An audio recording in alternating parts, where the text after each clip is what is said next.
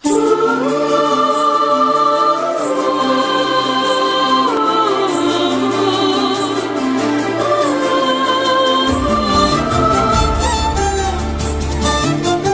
రోజుల తర్వాత యూట్యూబ్లో టీవీలో పెట్టారు ఒక గొప్ప దైవజనుడు.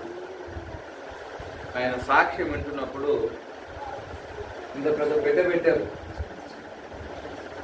దైవజనుడి దగ్గర ఉన్న పరిచారకుడు వచ్చి, అయ్యా ఈ పాంప్లెట్ ప్రింట్ చేయాలి, డబ్బులు కావాలంటే పోయి పెట్టెలో ఉన్నది తీసుకోమన్నాడు. పెట్టె తాళం ఇచ్చాడు, పెట్టె తీసుకోమన్నాడు. ఆయనకి ఏం డౌట్ అంటే, సేవకుడు కూర్చొని బైబిల్ చదువుతూ ప్రార్థన చేస్తూ ఉన్నాడు. డబ్బులు లేవు, పరిచారకుడు తెలుసు డబ్బులు లేవు, ఈ ఏడికలు వస్తాయి అనుకొని ఆయన చెప్పిన మాట విన్నాడు. కానీ ఆయన హృదయం ఏముందంటే సందేహిస్తున్నాడు. ఎక్కడి నుంచి ఉన్నాయి నేను చెప్తున్నాడు, నాకు తెలియకుండా ఎక్కడొచ్చినాయి అని చెప్పి వెళ్ళి తాళం తీస్తే ఏం కనపడలేదు. తాళం తీస్తే ఏం కనపడలేదు.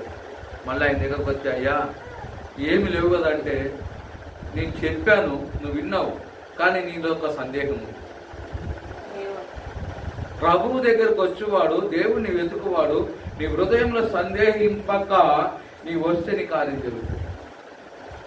నువ్వు సందేహించావా లేదా అంటే, సందేహించానయ్యా, మోకరించి సందేహం లేకుండా వెళ్ళాను. మళ్ళీ అక్కడ కూర్చొని మోకరించి ప్రార్థన చేసి వెళ్ళి చూస్తే ఇంత కట్టడబ్బులు దేవుడు చేశాడా లేదా కాదు, వాడు ఉన్న స్థలంలోనే కార్యం చేశాడు. మళ్ళీ ఆ డబ్బులకు వెళ్ళి కొన్ని డబ్బులు తీసి పాంప్లెట్ ప్రింట్ చేయించి 2 రోజులు 3 రోజులు ప్రింటింగ్ అయిపోయినాక తీసుకొచ్చి ఆయనకి ఇచ్చి తాళం తీశాడు. ఆయనే తాళం వేశాడు పెట్టెకు, ఆయనే తాళం వేసి డబ్బులు దాంట్లోనే. తర్వాత వచ్చి తాళం తీశాడండి, డబ్బులు కనపడలేదు.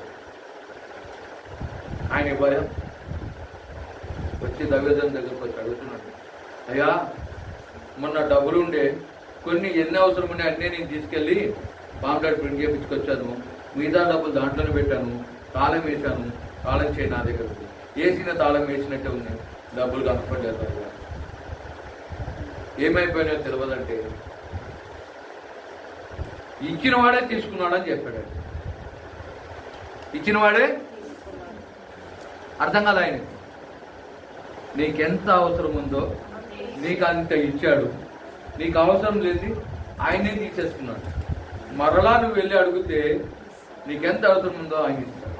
ఈరోజు మన జీవితాల్లో కూడా ఏది అవసరమో మనకు అనుకుంటాడు దేవుని చిత్తంలో, ఏది మనకు అవసరం ఉందో అది నిశ్చయంగా అనుగ్రహిస్తాడు.